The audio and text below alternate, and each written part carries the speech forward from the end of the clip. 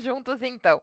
Vamos conversar aqui sobre os fantasmas da LGPD. Nós somos a The Serve Academy. Também já trago aqui um recado em relação aos treinamentos, às formações. Em seguida já entra a semana da Black Friday. Acredito até que vai ser a última semana ali do mês, mas já dá para ficar no radar. Quem tiver afim aí de aproveitar uma oportunidade de um diferencial nas propostas e nas matrículas das formações. Vamos conversar hoje, né? Nós somos uma empresa de segurança da informação, acho que todo mundo já sabe disso, mas o nosso foco também é trazer a conformidade em privacidade e proteção de dados para as empresas, em específico no Brasil, com a LGPD. A Lei Geral de Proteção de Dados. Então, esse serviço de conformidade, de consultoria de adequação à LGPD, é um serviço que fica dentro dessa esteira da Deserve Segurança, mas que a gente já vem trabalhando há muitos anos, há mais de 10 anos, com as boas práticas, por exemplo, da ISO 27001, levando para as empresas as políticas, os processos, os controles técnicos, soluções de antivírus, firewall, backup, gerenciamento de acessos, DLPs, monitoramento de ambientes e assim por diante. E a The Serve Academy é essa formação, onde nós temos essas formações, em especial de encarregado de dados, de gestor de privacidade e agora muito forte também com a governança de IA. Então, eu sou a Bruna Fabiane da Silva, sou sócia da The Serve Academy, sou encarregada de dados, também faço parte da área de consultoria de conformidade com a LGPD, sou instrutora dos treinamentos da formação de DPO, do CDPO, da IAPP, e também já fiz ali o treinamento, a certificação do AICP da Exim, que também é um treinamento que acho que está previsto para dezembro a agenda, e também já fiz a formação aqui na The Serve Academy mesmo, do AIGP, que é o treinamento da IAPP. Então, já fiz a formação, mas ainda tenho que buscar pelo exame ali também do AIGP, porque é o meu próximo objetivo no radar, obter a certificação oficial. Mas já fiz o treinamento, já tenho o certificado The Serve Academy. E que também já tem turma prevista também para dezembro. Então, todas as formações, com exceção da formação de DPO, que é um treinamento que ele é híbrido, então as aulas são gravadas, então você pode já começar a assistir ele no momento que você faz a aquisição. O restante todos já tem turma prevista para dezembro. Então, novembro a gente já fechou ali as trilhas, né? Lembrando que essas são as certificações, né, mais relevantes aí do mercado, muito ao encontro também do que a gente vem trabalhar hoje ou discutir, conversar, rir um pouco, desabafar na webinar. É muitas vezes uma falta de preparo, de conhecimento, não só do encarregado de dados, mas de quem faz parte da área de privacidade ou de quem gerencia o processo de adequação, né? Então, essas formações, esses treinamentos, eles colocam o profissional num ponto de entendimento a nível global das principais frameworks de privacidade e proteção de dados, né? E também agora de governança da inteligência artificial, né? Que tem uma interseção muito forte com a privacidade, e isso a gente deve também conversar, abordar essa interseção ou até alguns problemas que já vêm acontecendo em relação a utilização de sistemas de IA dentro das empresas, com também os desafios de privacidade, e com isso nós sabemos que conseguimos traçar uma trilha de uma jornada de carreira também, junto com as pessoas. Para quem já fez a formação de DPO da Exim, eu não posso deixar de dar um recado. Existe uma formação da IAPP, que é o AICP, que é Compliance Professional em Inteligência Artificial, e que ele aproveita os certificados internacionais de PDPF e ISO 27001, o ISFS. Então, para quem já tem essas formações, se fizer o exame, o treinamento do AICP, automaticamente já recebe uma credencial de AI Compliance Officer. Eu já fiz essa trilha, já tenho o AI Compliance Officer, até porque lá atrás já tinha feito a formação de DPO e agora fiz o AICP. Então, isso é um ponto aí bacana para a gente trazer de alertas para quem quer dar um próximo passo em relação à inteligência artificial. E vamos falar aqui hoje, né, dia 31 de outubro, o dia das bruxas, não é? O Halloween. Vamos falar sobre os mitos e equívocos comuns sobre a LGPD. Inclusive, eu trouxe aqui alguns apontamentos para a gente fazer uma atividade em conjunto, no sentido de complementar, vocês também abrirem o coração em relação a mitos e equívocos que vocês já viram sobre a Lei Geral de Proteção de Dados. São muitos, né? Então, eu acho que hoje nós estamos estamos num desafio que é de consertar adequações, que é de ajustar, alinhar entendimentos e muitas vezes até de retrabalho nas operações das empresas por conta de mitos e equívocos que estavam assim muito fortes, muito presentes nessa jornada ainda de construção da própria Lei Geral de Proteção de Dados ou até da Agência Nacional de Proteção de Dados. Né? Então a gente percebe que muitas pessoas foram precipitadas ou empresas foram precipitadas com informações que não tinham ali um embasamento. A gente não sabe se a gente pode atribuir isso a uma falha da própria Agência Nacional de Proteção de Dados, que antes era a Autoridade Nacional de Proteção de Dados, no sentido de talvez tivesse uma celeridade mais forte para trazer os entendimentos para as pessoas, para quem estava ali na área, mas também uma falta de percepção das empresas em relação a boas práticas de conformidade também, né? Então, acho que muitos dos problemas que aconteceram, acho que um mix dessa Lei Geral de Proteção de Dados entrar em vigor antes da NPD ter sido criada e depois ainda a NPD com uma estrutura muito pequena, também não conseguir dar vazão às respostas que o mercado possuía dentro de um tempo ali, dentro de um tempo para exigir a aplicação da conformidade. Né? Vamos conversar também riscos ocultos, vulnerabilidades internas, sem esgotar o tema, mas num complemento, e desafios regulatórios de fiscalização, conflitos entre legislação, práticas de mercados e casos reais em lições aprendidas. Tópicos aqui que eu abordei, que eu trouxe para a gente discutir e evitar também dentro das nossas empresas ou dos nossos clientes. E também acho muito importante, antes de encerrar o webinar, né, que a gente traga aí os doces, talvez, né?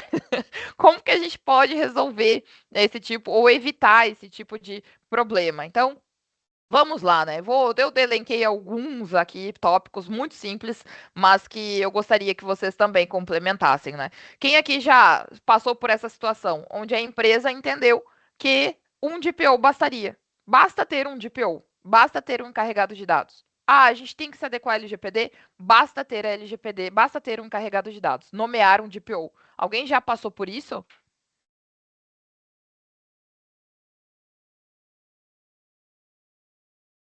Já viu um entendimento de uma empresa assim?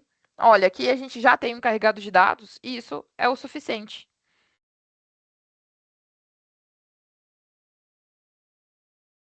Ninguém? Só eu vejo esse equívoco? Oi, tudo bem?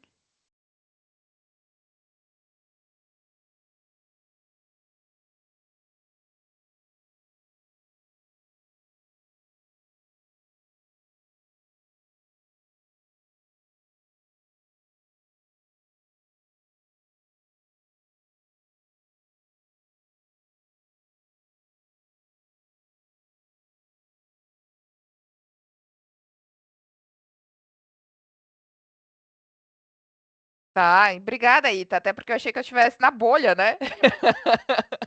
Mas, gente, bom dia.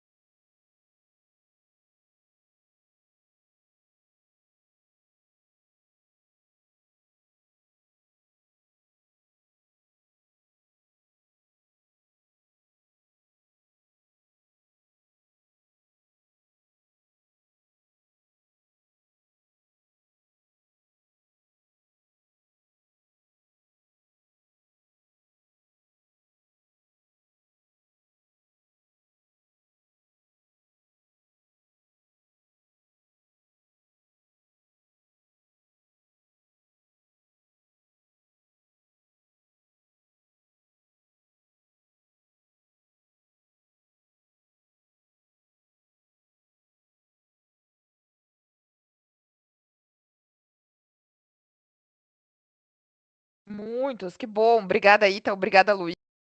Até se alguém também quiser compartilhar aí sua experiência.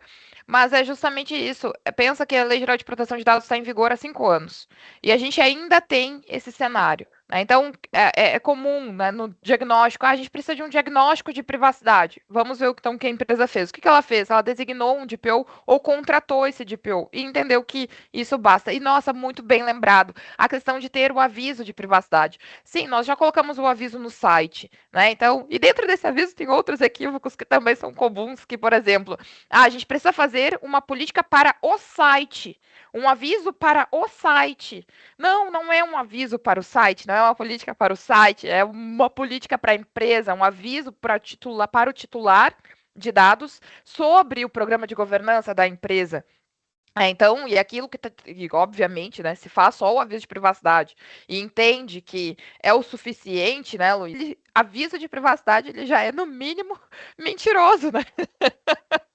Já é uma travessura, já é uma travessura. A gente já começa a trazer esse cenário. Outro ponto que eu quero dividir com vocês é esse, gente. É uma convicção. Esse chega a ser, assim, sólido, né? Fica difícil de quebrar isso.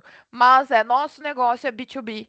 Então, por isso, a LGPD ela não se aplica. Gente do céu, isso é comum. Embora, assim, muito errado o pensamento, e isso a gente tem que ter uma didática para explicar os riscos, é entender que pelo fato da empresa só ter relações comerciais com outras empresas e não com a pessoa física diretamente, que a LGPD ela não vai incidir nesse cenário. Aí a gente pergunta, né, quantos colaboradores vocês têm?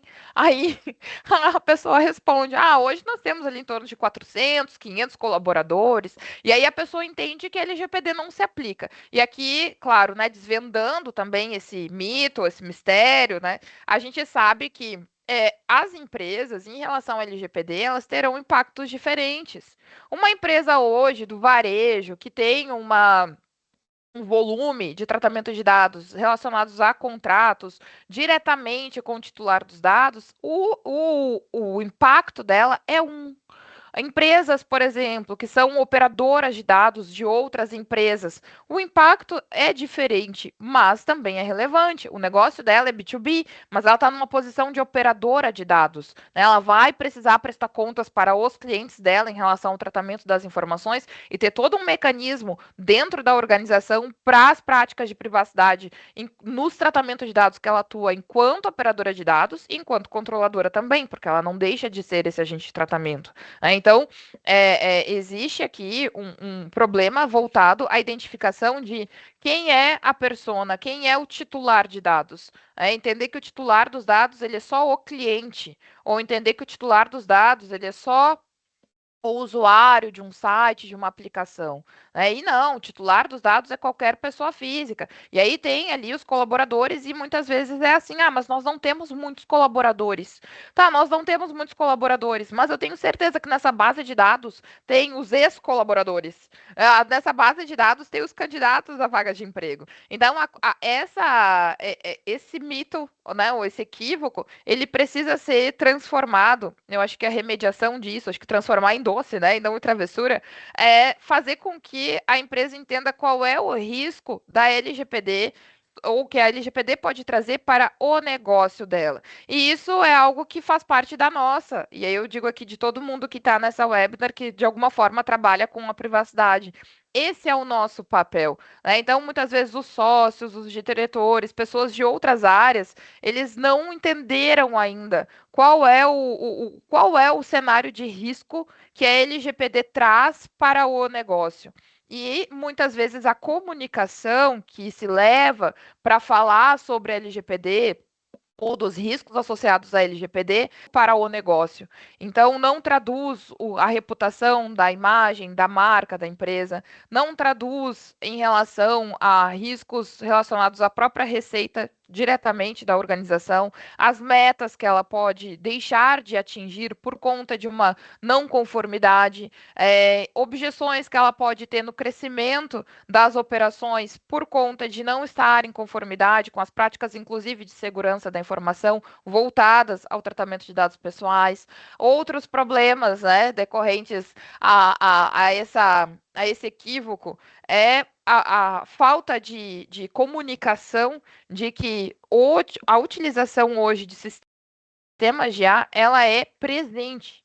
Ela é presente. Talvez tu não saiba que tenha alguém utilizando um sistema de IA dentro da empresa, que é o que a gente chama agora, a gente, né? Se chama de Shadow AI, né? Que a gente não sabe, não consegue visualizar, não tem a visão onde que estão utilizando sistemas de inteligência artificial nas operações. Então, muitas vezes tem uma área lá administrativa que nunca se pensou que ela pudesse trazer algum tipo de risco para a empresa e tem algum colaborador que ele está testando alguma IA que ele está pedindo para melhorar um e-mail, melhora a comunicação deste e-mail aqui para mim, uma IA completamente aberta, levando informações, e não só dados pessoais, mas dados do próprio negócio, da empresa também, né? E a desassociação, muitas vezes, que se faz do entendimento, né, gente, que a pessoa que ela não tem cuidados direcionados ao tratamento de dados pessoais, olha, a probabilidade dela não ter cuidados relacionados ao tratamento de dados corporativos é praticamente assim, é altíssimo, né? É algo que, a partir do momento que a gente traz uma cultura de conscientização para uma empresa para os cuidados de dados de pessoas físicas, essa conscientização, ela cresce, porque a pessoa vai ficar mais cuidadosa, inclusive com os próprios dados, mas também com os dados corporativos. Então, essa questão de meu negócio é B2B, por isso a LGPD não se aplica, é algo muito temerário, é muito perigoso, porque quando se fizer a descoberta de que aplica sim, pode ser que já esteja, como o Luiz falou, com algum processo no judiciário ou até mesmo com alguma fiscalização da agora Agência Nacional de Proteção de Dados. Então, a gente já sabe que a NPD está se estruturando para trabalhar cada vez mais e mais forte, né?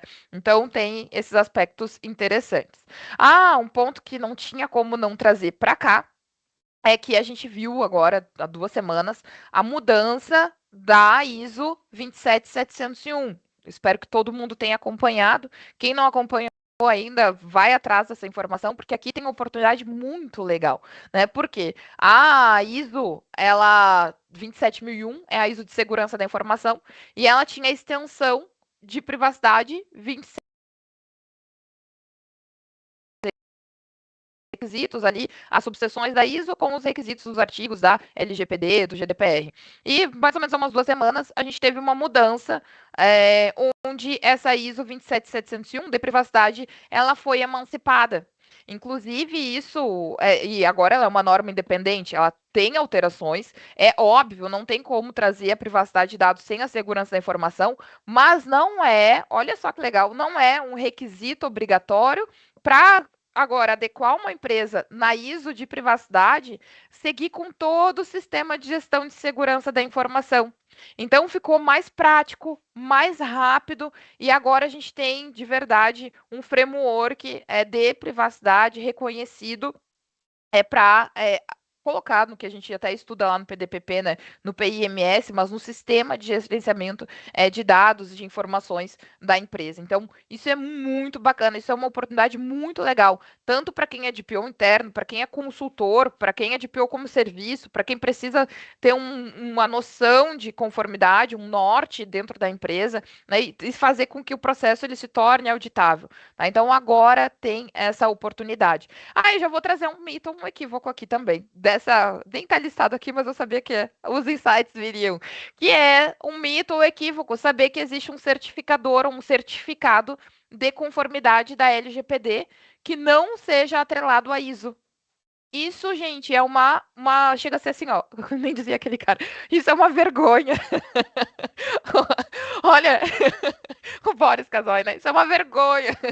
Porque a gente tem um problema que empresas que prestam consultoria, elas querem ter clientes, elas querem atender as outras empresas, né?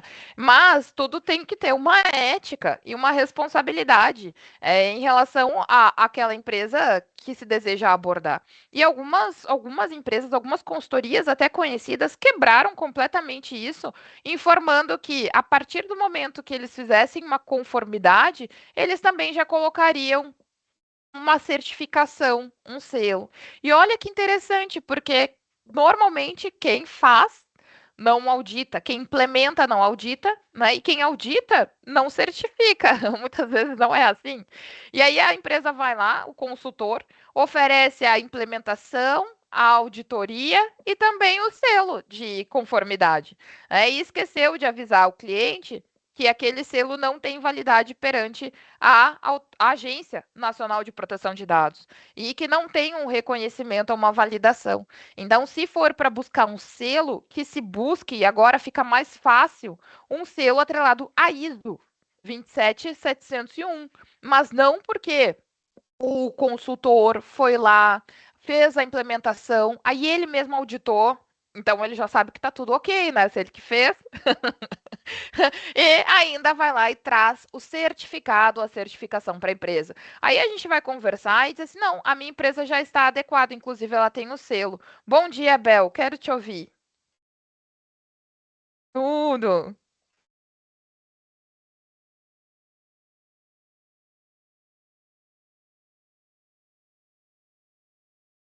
Uhum. Ela é, porque o padrão, ela vai ser traduzida, né? Porque o framework, ele segue padrões de privacidade e de proteção de dados, né? Não vou falar de segurança, mas de proteção de dados. E ele é aplicado sim. Então você poderia traduzir ou aguardar a versão em português, tá? Mas eu já estou pensando que não vale a pena guardar a versão em português, né? A gente consegue entender terminado. Então, o padrão ISO, ele é um padrão global. Então, pode. Uhum. Só o que vai acontecer, né? Ele vai ter, que nem tinha antes a 27701. A correlação, o que vai mudar vai ser a correlação dos artigos das legislações, né? Então, vai ter lá a correlação das subseções com os artigos do GDPR, com os artigos da LGPD. Aí isso muda, né? Porque as legislações são diferentes, mas o padrão ISO é o mesmo. Pode buscar por essa norma.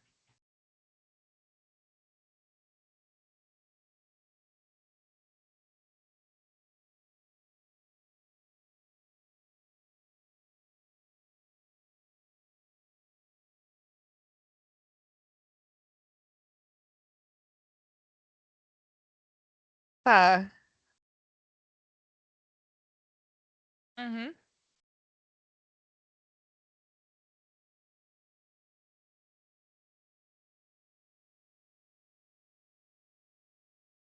Isso, porque ali vão estar as boas práticas de privacidade e proteção de dados de uma forma geral, né?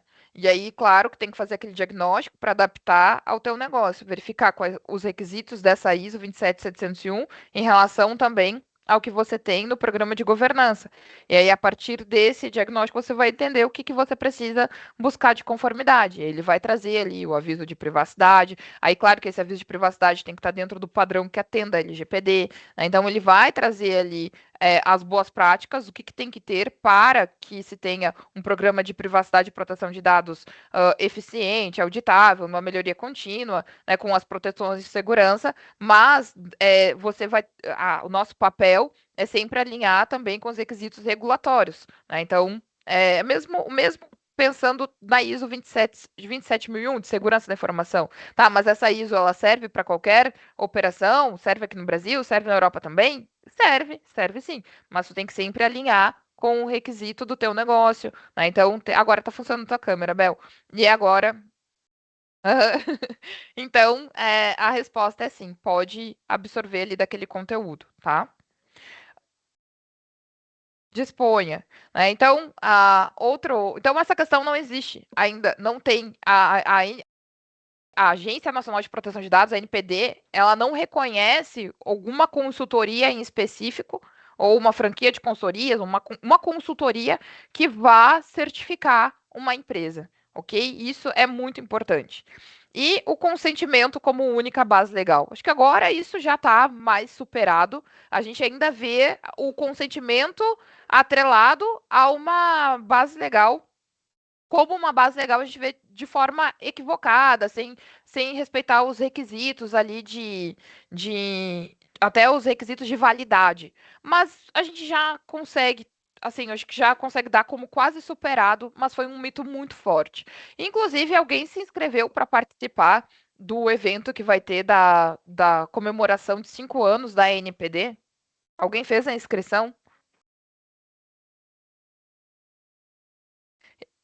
Eu fiz, mas aí não eles porque eram limitadas as vagas, mas a gente preencheu o formulário e eu acho que eu acho que aquela base legal, quero acreditar, né? Quero acreditar que aquela base legal que estava atrelada ao preenchimento das informações para conseguir fazer a inscrição nesse evento da INPD, ele estava atrelado com a base legal do consentimento. Tá? Então, estava escrito, ao se inscrever, você consente. Tá? Ele estava com a base legal do consentimento, mas não é a base legal que seria mais eficiente. Por quê?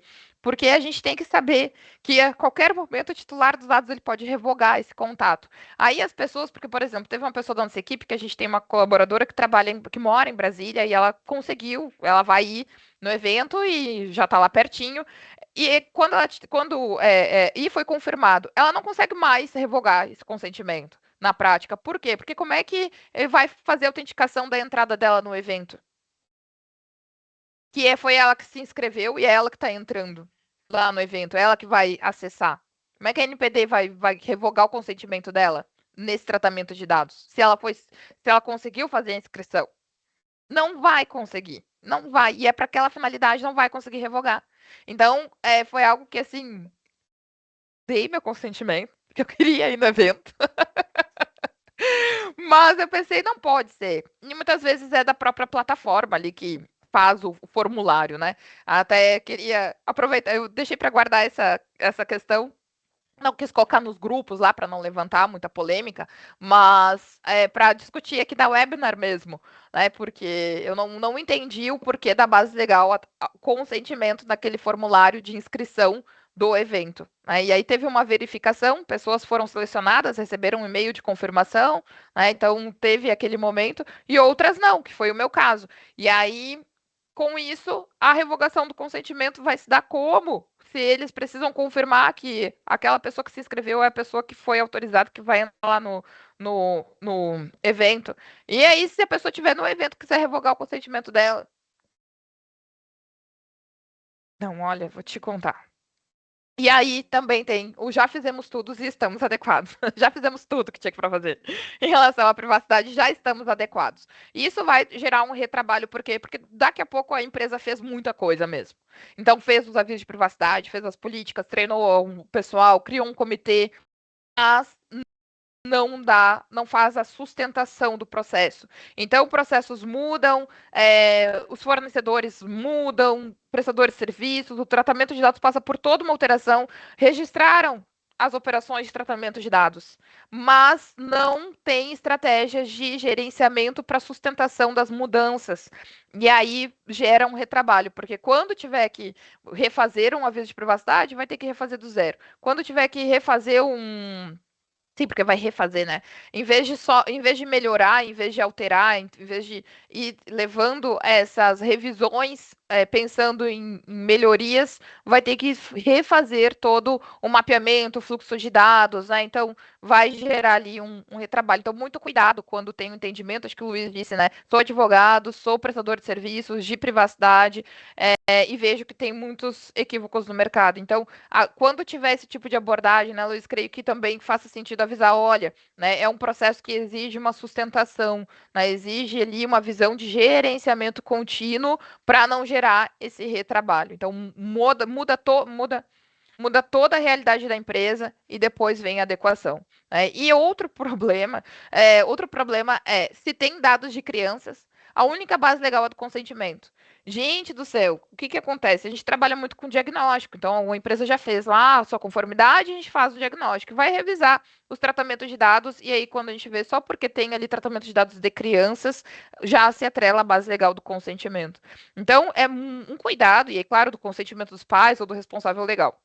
Muito cuidado, porque tem tratamento de dados de crianças que estão sob a base legal de cumprimento de obrigação legal regulatória, né? Dependendo do segmento, por exemplo, da saúde, que a base legal é a tutela da saúde, né? Então, tem que ter um cuidado muito forte com esse extremismo, né? O que, que se entende em relação ao consentimento e tratamento de dados de crianças? É que quando a base legal for o consentimento, né, esse consentimento nunca vai ser diretamente da criança, e sim de um dos pais ou do responsável legal. E não que todo o tratamento de dados de crianças vai estar atrelado à base legal do consentimento, né? Então, aqui tem que cuidar, isso é um equívoco que pode gerar, inclusive, infrações, né? Nesse sentido, e inclusive a outras regulamentações ou outras legislações. Porque tu vai revogar um consentimento, mas tu tinha que manter aquelas informações por conta de cumprimento de obrigação legal regulatória, gera um impacto no negócio, né, na própria conformidade. Então, mais carinho, mais cuidado com essas, mais avaliações, eu acho, ali com essa questão do consentimento e tratamento de dados de crianças, né? E já revisamos os contratos e aplicamos as cláusulas. Pronto. Agora, se está no papel, se o papel aceitou, é porque na verdade, cuidar só da questão contratual, que é uma fatia importante do processo, não é o suficiente, né? E sim fazer com que esteja firmado, então, né, em relação à privacidade, eles também tenham o retrato, ou seja, o retrato das práticas, dos processos, das medidas que se tem dentro da empresa, né? Então, é algo que me parece também muito presente e ainda nas organizações. Então, ela firma os contratos, atribui cláusulas de privacidade, algumas até mais genéricas, mas traz alguma cláusula de privacidade, mas na prática ela não tem condições de comprovar que aquilo que ela firmou realmente aplica na organização, né? Então, não, nossos contratos já estão ali firmados, já estão revisados, já temos uma cláusula de privacidade. Nossa, isso é bem perigoso também, né? E outro ponto é um workshop já basta. Então, eu pelo menos ter todos os dias contato com o tema. Então, eu venho tendo contato com o tema todo dia, todo dia, todo dia, todo dia, né? Me dediquei a fazer isso. Todos os dias eu estudo privacidade, todos os dias eu aprendo algo novo. Imagina, e algumas coisas eu ainda tenho dificuldade de entender, tenho que buscar. Tá, mas o que que é isso aqui? E agora? Isso aqui, o que que é também? Tá, então eu tenho que ter outra fonte de conhecimento. E aí eu vou atrás.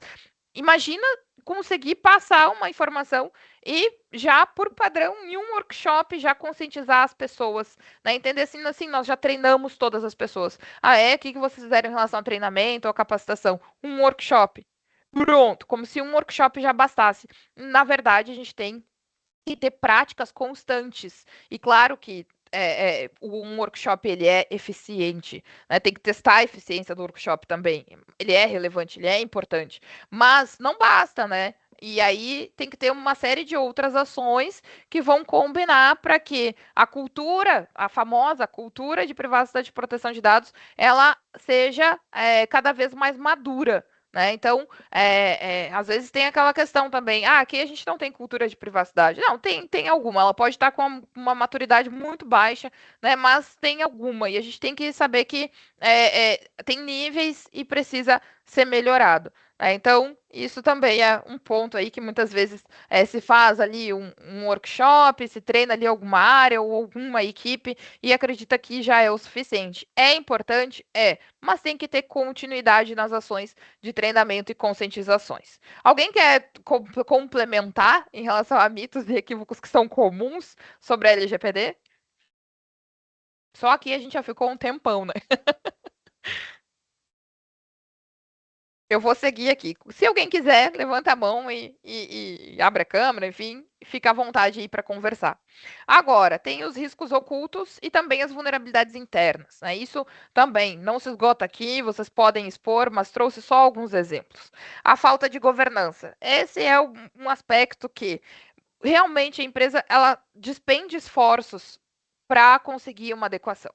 Então, ela vai lá e mapeia os processos, enquadra as bases legais, estabelece, né, esse fluxo de dados, faz um aviso de privacidade, cria algumas políticas, mas essas práticas, elas não conversam, elas não integram com uma continuidade ou com outras práticas relevantes para a empresa. Né? Então, vou dar um exemplo. A empresa tem uma política de privacidade corporativa, né? Então, uma política interna de privacidade destinada ali aos colaboradores, né? Para conseguir também que as pessoas entendam o que pode, o que não pode fazer com os dados pessoais. Beleza, ela tem. Mas essa política, ela talvez não esteja alinhada com as práticas internas de processos, com a linguagem adaptada ao público que precisa do entendimento do que pode de fato ou não pode ser feito com os dados pessoais. Ela talvez não vá integrar com políticas específicas dos próprios setores. Então, a empresa tem a política, mas ela não está bem adaptada a um onboarding, por exemplo, de colaboradores do RH. Essa política muitas vezes não faz parte dos treinamentos que são aplicados. A pessoa tem um contato com a política, ok, beleza, diz que entendeu, mas depois ela não tem mais acesso a essas informações, não há um reforço da aplicação dessa política. Então, e isso é falta de governança, é falta de entender qual é o primeiro ponto, qual é o roteiro grande que precisa ser seguido, né? Então, assim, qual é o destino, né, da adequação, e por isso o framework ele vai ser muito importante para a definição desse processo, mas as práticas, as atividades micros, que eu posso dizer dentro desse processo da governança, elas precisam ter uma finalidade que vá gerar uma evidência de adequação integrada com a realidade da empresa. Então, isso é um ponto muito importante. Né? E, claro, né, as falhas de segurança. Né? Aqui eu coloquei um exemplo de exposição acidental de dados. Né? Acontece muito, né, com uma frequência bem forte. A gente vê isso todos os dias, tem notícia de vazamento de dados, exposição de dados. Né? Então, essas falhas de segurança nem sempre elas são comunicadas internamente. Então, pode acontecer falhas nas próprias verificações de segurança da esteira de desenvolvimento de aplicações, né, da falta de auditoria nos terceiros. Então, tu não gerou aquela exposição, mas quem te fornece o software acabou gerando uma exposição de dados. Né? Então, essa falta de avaliação de riscos de terceiros, de fornecedores, podem gerar o que a gente chama, né, de exposição acidental, exposição ou vazamento de dados, que é algo que não foi intencional. Então, a empresa não queria causar aquela exposição, mas por uma vulnerabilidade, por uma brecha, por uma falha no processo, por uma falta de verificação das etapas ali das operações, acaba gerando um incidente, uma violação de dados. Então, isso gera bastante problema. Outro que aí é da nossa realidade, assim, muitos dos nossos clientes, quando tem um problema relacionado à privacidade, é um problema, na maioria das vezes, relacionado à confidencialidade e a um gerenciamento inadequado de acessos, né, que traz uma complexidade também, porque, por exemplo, num ambiente, um hospital, né, vamos pensar num grande hospital, muitas pessoas precisam ter acesso ao mesmo tipo de informações. E circulam muitas pessoas. O gerenciamento de acessos acaba sendo um desafio muito grande. Mas também a gente se depara com posturas em relação ao gerenciamento de acessos completamente negligenciados. Ah, aqui é assim mesmo. Ah, isso acontece porque aqui é assim mesmo. Ah, mas é muito complexo, vai ser muito difícil gerenciar. E não busca por um alinhamento com TI, segurança, para conseguir fazer uma gestão mais eficiente do acesso às informações. Então, a quebra da confidencialidade por falta de gerenciamento inadequado de acessos ainda é muito alto. Então, pessoas que são desligadas da empresa e continuam com acesso a sistemas, a informações, isso é muito comum no público, então, meu Deus, é algo que, assim, é muito frequente. E também a questão de protocolos que são deficientes para responder a incidentes, que é o plano de respostas a incidentes e violações de dados. Aqui, gente, tem um problema muito forte. Primeiro que, quando a gente vai fazer o diagnóstico de conformidade, não é só está em conformidade ou não. Sim, temos essa política, é avaliar o conteúdo, a qualidade daquela política que está escrita. E aí a gente percebe que muitos têm um plano de respostas a incidentes. Pois não, Luiz? Quero te ouvir.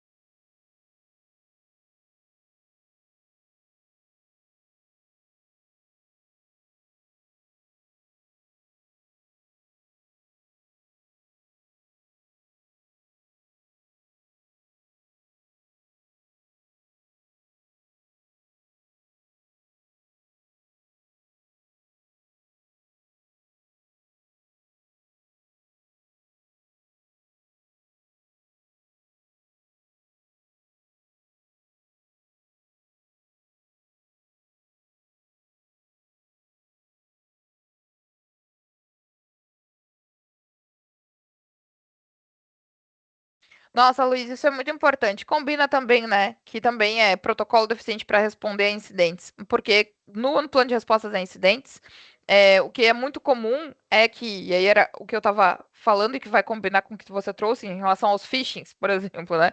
Mas, ou ataques de engenharia social, a gente sabe que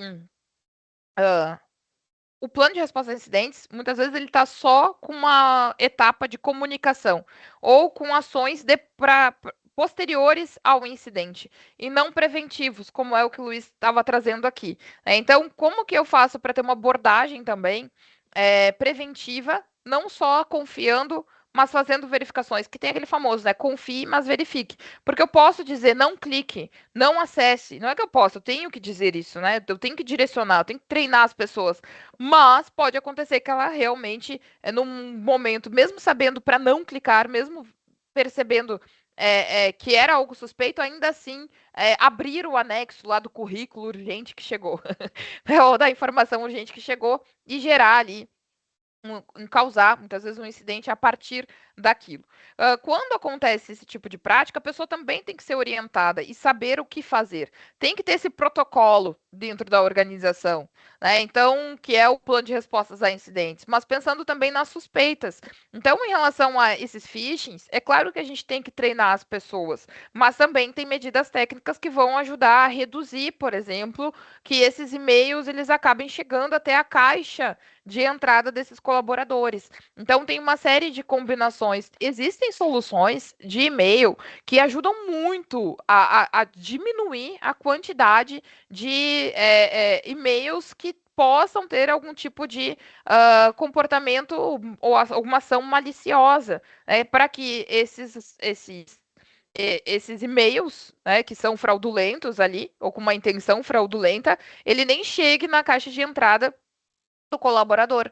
Mas chegando na caixa de entrada do colaborador, mesmo passando, porque pode ser que tenha um controle técnico bom, eficiente, mas que ainda assim possa acontecer de chegar esses e-mails ainda de uma forma reduzida, mas pode chegar esses e-mails na caixa de entrada desses colaboradores. Aí vem também a questão dos treinamentos relacionados a essas práticas aos colaboradores. E ainda assim, acontecendo alguma prática, poxa, acho que eu abri um e-mail, fiz o download de algum e-mail que era suspeito, ainda tendo controles técnicos, ainda pode acontecer, pessoas treinadas, ainda pode acontecer, né, que a pessoa realmente consiga executar ali algo, tenha um executável e que acabe gerando ali até mesmo um incidente, algo que vá comprometer as camadas de segurança ou ativo da organização. E aí a pessoa tem que saber qual é o caminho, qual é o processo, a quem ela reporta aquele tipo de prática. O problema, muitas vezes, Luiz, está nisso. A empresa diz que tem um plano de respostas a incidentes. A gente vai olhar, tá um copia e cola lá da comunicação, por exemplo, na ANPD ou práticas que elas começam a ser abordadas a partir de quando o incidente começa. E aí também, muitas vezes, essas documentações estão tão somente no conhecimento, no âmbito da área da segurança ou do TI. Né? E a gente sabe que o incidente ele pode acontecer dentro da área da TI da segurança, mas bem mais é fácil que aconteça em outras áreas, com outras equipes. Então, o treinamento é, em relação ao processo do plano de resposta a incidentes, ele também deve acontecer. Né? E é algo que é muito extenso. O plano de resposta a incidentes ele começa de uma forma, e aí, em relação aos treinamentos, ele vai sendo alterado. Ele vai passando por alterações para conseguir responder de fato um caminho que as pessoas também tenham conhecimento e segurança para seguir a partir do momento que elas possam detectar uma ameaça, por exemplo. Tá? Então, esse é um ponto. E outra questão, né, que eu acho que isso é um mito, né? Bom, eu tenho um plano de resposta a incidentes. Está aqui, está escrito. E ninguém tem conhecimento daquilo ali. Não vai ser eficiente, é a mesma coisa que não ter. É até pior do que não ter, porque quando não tem, a empresa sabe que não tem. Mas quando ela diz que tem, e a gente vê que é só a parte escrita, acaba sendo pior, porque ela acredita que tem. E daí ela não toma uma atitude para resolver aquele gap. Né? Então ela já está como para a equipe, isso já está como compliance. Né? Então ele não se preocupa mais com aquela prática. Então, Luiz, essa questão dos phishings é um desafio. A gente costuma dizer, o controle técnico, hoje tem controle técnico para tudo. Então, por isso que o atacante ele vai abordar o ser humano, porque o ser humano às vezes até preparado, mas num descuido, ainda que seja um ser humano preparado, em um descuido pode acontecer um incidente. Então, o atacante ele vem explorar uma vulnerabilidade humana, porque muitas vezes acaba sendo mais fácil do que quebrar a segurança de uma ferramenta, de uma solução de segurança da informação. Então, obrigada por isso, Luiz. Achei que complementa, combina muito bem com essas questões. E disponha.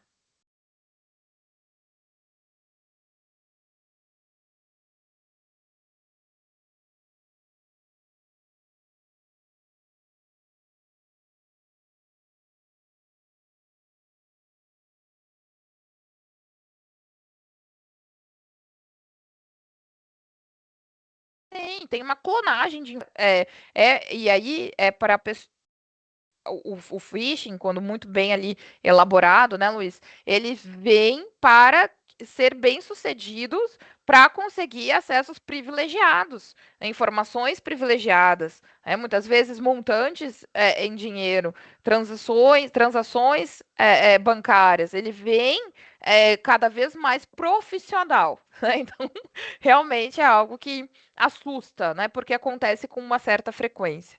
E ainda essa falta de governança de cultura mesmo, da proteção dos dados. Então, aqui a gente compartilha mesmo, aqui todo mundo tem a mesma senha, as mesmas credenciais, aqui as pessoas não são divididas em usuários. Tem aqui sistemas que a gente usa o sistema do setor. Né? Então, essa falta de cultura da proteção das informações, ele atrasa bastante o processo de adequação, muitas vezes atrapalha, e é um risco que muitas vezes também atrelado só, a gente tem aqui boas ferramentas, né? Poxa, mas boas ferramentas, elas não são o suficientes. A gente também tem que atrelar isso a práticas para trazer as pessoas, os terceiros, os fornecedores. Então, o ecossistema da organização, o escopo que atinge o tratamento de dados pessoais, precisa estar melhor evidenciado para que ele consiga estar melhor protegido também.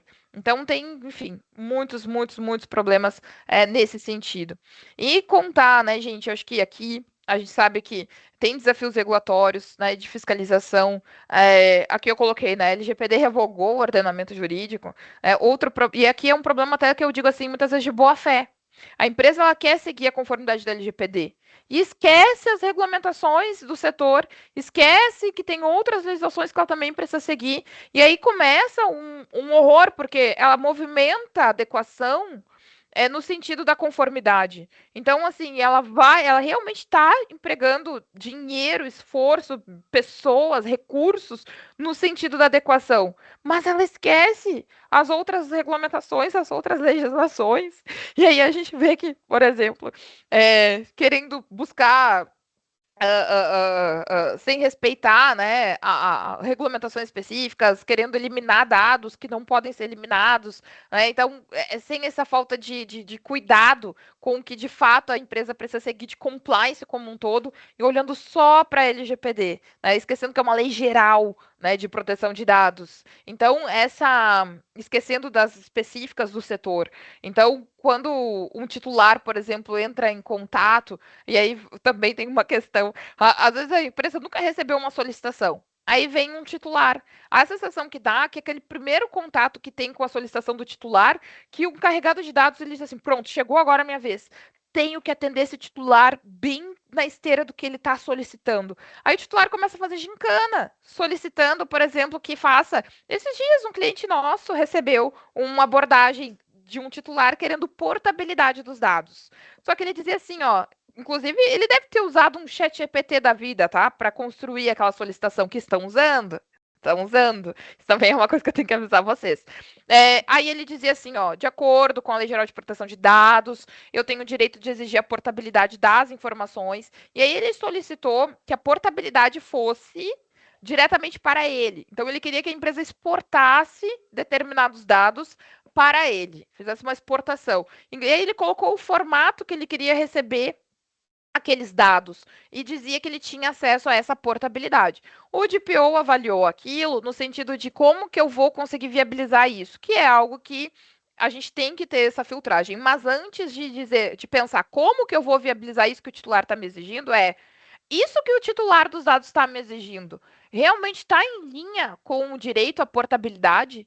O que é o direito à portabilidade? A gente vai lá, porque mesmo a gente já sabendo, a gente vai lá. Vai que a gente tem entendido tudo errado até hoje. Não. Aí a gente vai, porque a pessoa está pedindo, né? Então a gente vai lá, confirma. Direito à portabilidade. Não, mas a portabilidade é quando um titular dos dados ele solicita para a empresa que os dados sejam enviados a uma outra empresa, a um outro destinatário, a um outro controlador. E é sempre, gente, quando tecnicamente viável. E, inclusive, a NPD não trouxe mais informações, conforme prometido já desde a primeira versão do texto da LGPD, sobre o direito à portabilidade. Como que esse titular está tão convicto ali de que a gente tem que entregar, inclusive, no formato que ele está exigindo? Então, é um momento ali de respirar, né? O que acontece? Sim, a empresa quer atender aquele titular, e tem que ser assim. A gente tem que respeitar os direitos dos titulares e querer atender esse titular. Mas antes de sair fazendo gincana dentro da empresa para atender o que ele pediu, é saber se aquilo que ele está pedindo, a gente não pode ter medo de dizer um não para o titular, né? De negar algo para o titular, porque quando a gente nega algo para o titular, a gente não está negando o direito dele, a gente está negando a solicitação, a vontade que ele está tendo ali muito específica em relação a algo que não está na linha com o direito de fato que ele tem para ser exercido.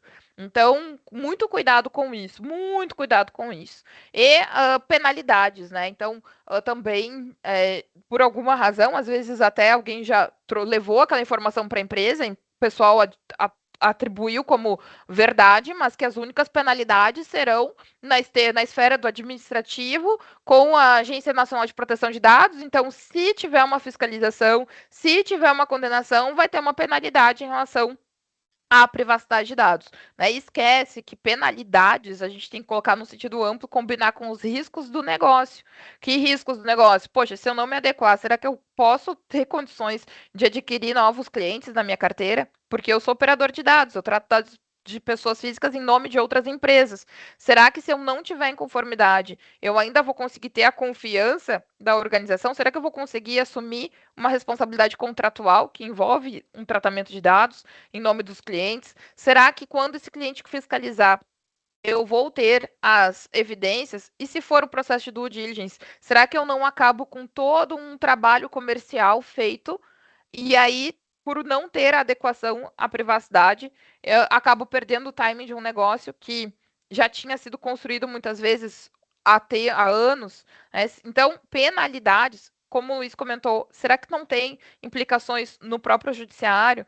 Então, penalidades, né, a gente tem que pensar as penalidades. É claro que considerar, né, a fiscalização da NPD, ainda mais agora que a NPD está ganhando corpo. Mas eu também tenho que considerar as demais penalidades atribuídas ao risco do meu negócio, né, do negócio do meu cliente, da empresa. Isso é muito importante, né? Então, somente se a NPD nos pegar, se a NPD. A minha empresa é muito. Porque tem outras empresas, por que vai acontecer só comigo? Aí eu tenho um mentorando, que também foi nosso aluno, e que ele é da Secretaria de Saúde de Santa Catarina. E o que aconteceu? Foi o primeiro órgão público que sofreu uma sanção da ANPD. Foi o primeiro. Então, assim, o raio caiu ali. Né? Eu rio porque. Por que eu rio? Porque, gente, poderia ser em qualquer outro local, né? Mas foi ali. A Secretaria de Saúde de Santa Catarina foi o primeiro órgão público. Podia pensar que, poxa, tem muitos órgãos públicos no Brasil. Quem é que vai receber uma sanção? Qual vai ser o primeiro? Talvez perguntassem para todas as pessoas ali da Secretaria de Saúde de Santa Catarina, antes dessa fiscalização acontecer, antes da sanção, né? Antes da abordagem da NPD, né, na época, talvez eles dissessem não. Mas pegou. Então, é algo para se considerar. É um risco que existe. Né? Então, tem que ser considerado. E cuidar com os conflitos entre legislação, práticas de mercado, né? Então, por exemplo, hoje, né, uma travessura, né? Travessura, né? A questão de tratamento de dados para fins de marketing, com bases legais enquadradas de uma forma muito equivocada, perfilamento e tratamento de dados automatizados acontecendo, perfilamento de indivíduos, né, de categorias de titulares acontecendo, treinamento de modelos de sistemas de IA sem base legal enquadrada, então também usando um grande volume de dados, tem que ter um cuidado, porque você acha assim, olha, um mito, né, agora, não há uma lei que regula a inteligência artificial no Brasil em vigor. Esse é o mito. Né? Então, não tenho como. Isso até é uma verdade, não tem uma lei em vigor. Né? Isso até é uma verdade. Mas qual que é o mito? O fato de achar que não tem implicações na utilização de sistemas de IA regulatórias por conta da falta de uma regulamentação específica para sistemas de IA em vigor. Então, esse é um problema que desconsidera ali as legislações já em vigor, inclusive a própria Lei Geral de Proteção de Dados, tá? Outro problema, né, e mito ali em relação às práticas de mercado que acontecem, esse compartilhamento de dados com parceiros, terceiros. Então, qual que é o mito? Achar que é um compartilhamento. Qual que é a verdade? Um vazamento. Então, cuidado com isso, porque acabam sendo muito próximos. E a própria transferência internacional de dados e requisitos para que a transferência aconteça. Né? Então, qual que é o mito? Né? Então, poxa, aqui a gente tem transferência internacional de dados, mas é com players que a gente não tem muita barganha ali nos contratos, comunicação nos contratos. A gente aceita e pronto. Eu tenho aqui informações com a AWS, com o Azure, inclusive a AWS teve gente que não conseguiu usar o aplicativo da academia porque a AWS estava apresentando problemas. Né? Então, o que aconteceu? Aquela empresa da aplicação depositou todos os ovos na mesma cesta. Né? Lá na AWS não tinha um plano de continuidade ali das operações, de recover também, porque, enfim, não conseguiu ter uma estratégia para continuar as operações. Colocou tudo dentro do campo da AWS, porque é grande, porque é um player de mercado, porque isso, porque aquilo. Mas qual que é a prática, né? Identificar que, mesmo assim, mesmo tendo prestadores de serviços, fornecedores, que não tem ali como negociação, não tem a flexibilidade na negociação dos contratos, ainda assim, os requisitos de transferência internacional de dados, inclusive agora, já estão bem mais maduros, né? E tem justificativas ou bases legais próprias lá a partir do artigo 33 para justificar essa transferência. Não é desculpa para não ter isso bem mapeado dentro da empresa, né? E já te dou a palavra, Bel. E cuidado ali, né? Bases legais. Tá tudo, não, aqui dentro é tudo consentimento, cumprimento de obrigação legal, já fizeram os termos de consentimento. Não ter uma gestão disso também gera ali um problema, né? E a gente tem que lidar com casos reais e lições aprendidas. Né? Então, Quando a gente tem os vazamentos ali públicos de dados, que a gente fica sabendo, pega aquela notícia, traz para estudo, avaliação, o que aconteceu aqui? Né? Onde foi o problema? E traçar uma rota de exercício é muito comum. E se fosse dentro da minha empresa? Ou como que dentro da minha empresa pode ter esse tipo de situação? E traçar e conseguir perceber que realmente pode ser que aquela notícia de vazamento de dados, eu digo vazamento, mas pode ser qualquer outra violação que esteja presente. Como que eu faço para isso não impactar o meu negócio? Vou pegar o exemplo, essa indisponibilidade da AWS. Então, será que a gente também não tem dentro dos nossos servidores as nossas principais aplicações em um só data center, em um só player? E será que, se esse player tiver alguma falha, algum problema, será que a gente consegue continuar atendendo os nossos usuários, os nossos clientes daquela aplicação? Então, será que isso não poderia acontecer também dentro da nossa empresa? Então, usar como lições aprendidas, né? E achar assim, qual que é o mito? Ah, isso aí só acontece com empresa grande, só acontece com empresas do outro segmento, sempre tem uma desculpa, né? E pensar na questão das multas e das sanções aplicadas, pegar aquele caso real, não achar que aquilo aconteceu só aquela vez, só com aquela empresa e que isso não possa acontecer dentro da nossa organização. Prevenir é ainda bem mais em conta do que remediar. Então, aqui é um exercício de prevenção. Qual que é o mito, né? Qual que é a travessura? Ah, não, beleza, olha lá. Ah, fulana, viram? A empresa fulana de tal sofreu ali com vazamento. Viu? A empresa teve exposições de dados. E não levar. Isso aqui, o mito isso aqui não vai acontecer com a gente. Né? Com base em nada, né? Em achismo. Né? E também em relação a reclamações de titulares de dados, né? Perceber de verdade, antes de sair afoito ali, respondendo, fazer uma travessura, né? Como DPO, calma, né? Vai de verdade verificar se pode, se deve responder e como deve responder aquele titular. E as decisões judiciais, né? Então, ter também um monitoramento das decisões judiciais envolvendo a LGPD é extremamente relevante, saudável. Não só pensar que, olha, isso foi um caso isolado, o judiciário aqui é roleta russa, né? Não, é de verdade mapear, monitorar isso e combinar com as nossas atividades. Agora sim, Bel, agora eu estou à disposição, né? E travessura do DPO, não se especializar, isso também é travessura do DPO. Achar que já sabe tudo, já sei tudo sobre isso aqui. Não, a gente nunca sabe tudo, é melhoria contínua.